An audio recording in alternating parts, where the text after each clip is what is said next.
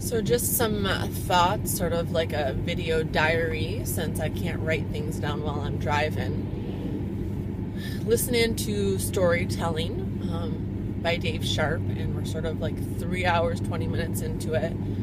And some of the points that he's touching on when you create and tell your story, sort of start with, what happened, what was the change, what's different now. So the past, the change, the what's going on. And in regards to that, with my story, sort of, lots of, I'm hearing, find that thing. I'm seeing that with like Mike Hobbs, and you have the thing that identifies him, and Justin and the thing that identifies him, and Paul and the thing that identifies him. And so what is going to be the thing that identifies Barb?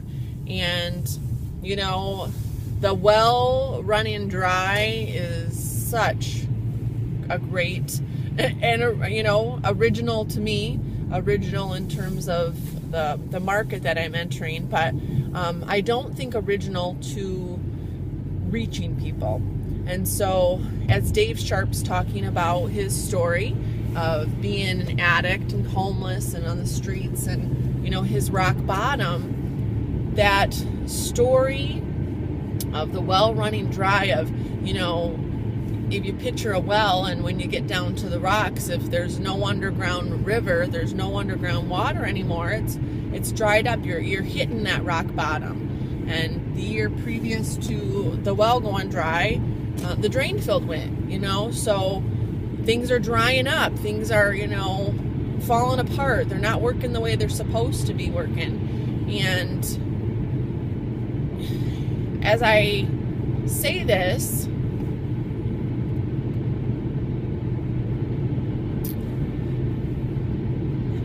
it comes back to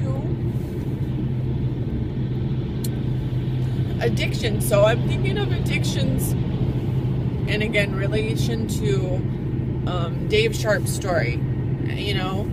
Addictions can come on all forms, and I have experience with addiction. I had a dad that was an alcoholic. I've seen different addictions around me play out in the lives of people. I have found out some of my own addictions, and one of them being the need for recognition, being addicted to like approval, and that I'm doing it the right way. And so doing it the right way, doing things the way you think other people want you to be doing it, bullshit comes to mind, because look at how far it's got me. Is my life bad? Absolutely not. I have a husband that I've been with for 25 years. I have 2 kids that are wonderful and amazing. I have a roof over my head. I have a great job. So life doesn't suck. I don't have this down and out, grudge story. I can tell you things from my past that probably people can relate to in regards to pretty shitty things that have happened. I would ask you to find one person where something shitty hasn't happened. But, in regards to my early life, and was raised poor, and I say that, I never thought I was poor, and not in the money sense, but I always remember when I was younger thinking somebody's got it worse than I do, and sort of having that mentality and not thinking, the worst. Now, I went through a number of years where I suffered with depression, and sort of not being able to get out of that. And even when great things, planning my wedding, and having a good job that I liked, and still was suffering with a lot of sort of ghosts and things from the past, and was dealing with this depression and stuff. So I've been at different points in my life where inside things definitely were not going the best. Struggle with finances, credit card debt. Isn't that the American way now? So sort of going back to, you know, the addiction, the addicted to approval, recognition, you know, as long as I sort of follow that path, you know, and be responsible and, you know, do the things that my boss wants me to do. And, you know, even though I'm not excelling, not the number one sales, I've always been content with, as long as I'm doing it and getting some good recognition. And,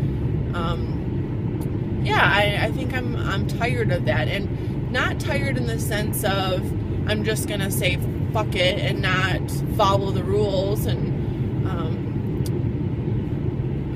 but look at where that's gotten me. So there's definitely been hang-ups of my own and blocks. And as I look at, you know, the addictions again and the rock bottom, going back to the well,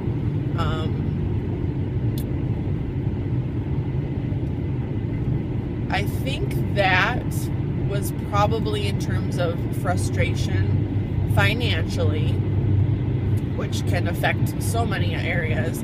One of the points where, okay, now there is no other options. We're about as far as we can get, minus probably filing bankruptcy and losing our house,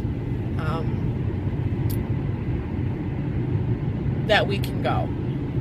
And, you know, other than my husband's, you know, small retirement, nothing. We were starting to build, you know, IRAs and Roths and things like that. Nothing. They're all gone, depleted. Couldn't borrow from a credit card because those are all maxed out and paying the minimums on them, and, you know, not in default, which, okay, so we're not in default, but paying the minimums, definitely not getting ahead. Something needs to change. Something needs to change. So, you know, you go through and you're like, which things would change? Which things would change? No. Now something needs to change. Lots of things need to change, you know, and I think, you know, those perfect storm scenarios when everything comes to a head. So financially, it was, you know, the well, you know, how are we going to pay for this? Consider we just forked out like $5,000 the year before for a drain field. And then issues with, you know, I was just frustrated and sick of going to the dermatologist for skin issues and sort of in this ridiculous cycle and circle. I'm gonna change the things that I can change. I'm not gonna piss and moan about things that are happening to me, but I am going to change things that I have control over. And I've heard about, you know, this circle of control that we have, those things that, you know, you can't change if it's going to rain today. Imagine you could move somewhere where it's not likely to rain, but, you know, I can't change how other people around me, you know, and I'm in sales, if they're going to come in grumpy moods, I can definitely control how I react to other people. So this is what I am going to do. I'm going to take control. I am going to quit taking the Band-Aid pills and medicines and creams that the doctor's prescribing. And I'm going to get some education and find out, you know, things that I can do, my diet, natural remedies. With the finances, I'm going to do some things I haven't done before, because apparently the things that I had been doing were not getting me the results I wanted. You know, if you do what you've always done, you're going to get what you've always got. Okay, we're going to change that. We're going to change the way we think. So I would say it's already been probably a couple years since I started looking into meditation. About a year since I revisited yoga, and I say that because when I was pregnant, I went through a yoga session that was horrible, and it left a scarring impression that it was painful and not fun, and took a class this last summer, and it was, very, very good. Learning the tie-in of all of these things. So again, that perfect storm. The finances come into the well running dry. The being fed up with what the doctor's saying. And now as I'm becoming more educated, I'm learning more different things. I'm applying those things. So maybe I've heard it before, given lip service to it, but now I'm going to apply it. There's definitely a shift and a change. So I know one of my mentors refers to, sometimes you just got to empty your cup. Well, last year when the well went dry, it pretty much was emptied for me. But when you get to that place where it's a clean slate, about all you have to do is go up, about all you can do is fill the well. You look at things differently. And so that's sort of where we're at. And eyes wide open is definitely, an applicable saying. Seeing myself and maybe the crap that I was feeding myself, literally, but my mind too. You start to watch people around you, and sort of how you keep blinders on. When those blinders start coming off, you just see how ridiculous people in their own circumstances, the things they say to themselves, how they deal with, food and diet and finances. It makes me want to succeed so much more. Why?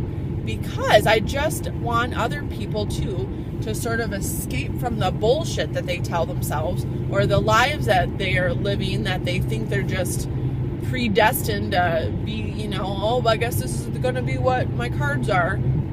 BS. I think, ridiculous is what I say to that. So again, creating my story, the rock bottom, definitely the well scenario. The turning point, I think a number of things were coming together that where I was just frustrated. I'd had enough. So, I know sometimes that's where it has to get to, is people get to that point where they've had enough.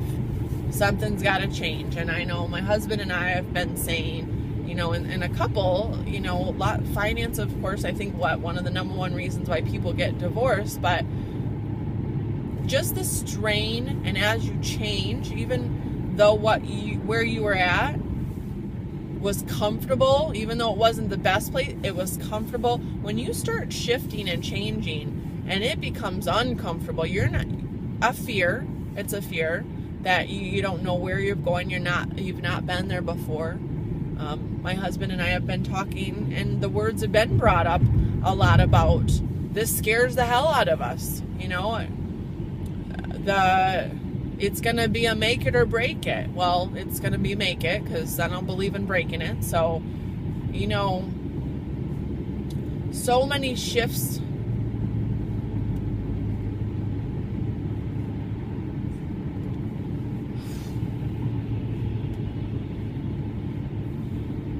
Things happen